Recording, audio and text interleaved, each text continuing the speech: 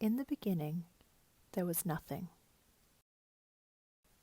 The first god, Ometeotl, who was two people in the same body, one male and one female, had 4 sons. They were called Huitzilopochtli, Quetzalcoatl, Tezcatlipoca and Xipe Totec. The sons were always fighting with one another, as brothers sometimes do. Together the gods started building the world, including creating people and the land they would live in. To begin with, they needed light, so they could see. Tezcatlipoca volunteered to turn himself into the sun, becoming the first sun.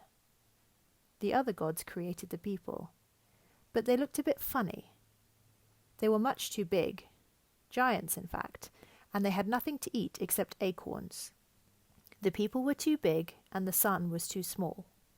So, after a while, Quetzalcoatl decided he could do a better job. He knocked Tezcatlipoca out of the sky with a big stone club, knocking him into the water, then took his place. Tezcatlipoca was furious and turned into a jaguar and ate all the giants. The age of the first sun was over. Quetzalcoatl would become the second sun. The gods made the people the right size this time. They had piñon nuts to eat, which were better than acorns, but still not great. But Tezcatlipoca was still angry. He kicked Quetzalcoatl out of the sky. Quetzalcoatl was furious, even though he'd done the same thing, and transformed into a hurricane. He blew across the land and blew most of the people away. Any humans who were left were turned into monkeys, and the age of the second sun was over. The gods decided to ask someone else to be the sun. Tlaloc, the god of rain, became the third sun. In this age, the people only ate river reeds. Once again, Tezcatlipoca started trouble. He stole Tlaloc's wife away and made Tlaloc so angry that he hurled down flames and hot rocks on the people. Any humans who were left turned into turkeys. That was the end of the third sun.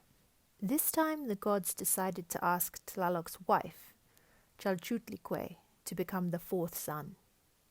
The people only had wild seeds to eat, and it rained constantly. Eventually it rained so much there was a huge flood across the land, washing most of the humans away. Any people who survived were turned into fish. The age of the fourth sun was over. The gods didn't know what to do. They decided to try one more time. Quetzalcoatl traveled down to the world of the dead to gather the bones of all the humans and bring them back to Earth.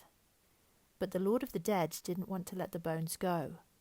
He tricked Quetzalcoatl into dropping the bones, smashing them into thousands of pieces on the ground. Quetzalcoatl gathered the bones up anyway and tried to repair them. To do this, he used his own blood to help stick the bones back together. When the other gods saw the sacrifice he made, they decided to give up some of their blood as well. The humans were created again. But this time, the gods decided on a rule.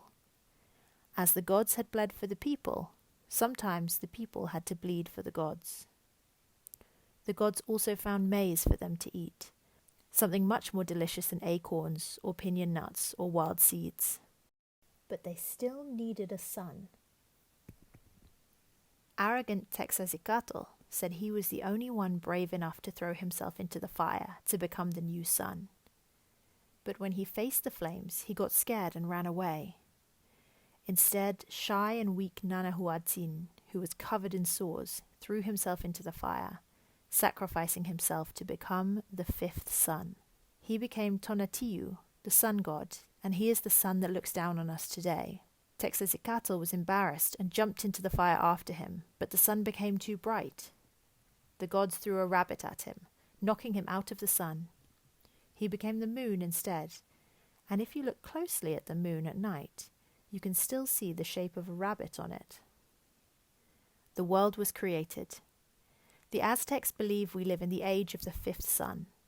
Because the gods sacrificed for the people and gave them the sun to keep them warm, the maize to keep them fed, and the blood to keep them living, the people must honor the gods and sometimes give back to them.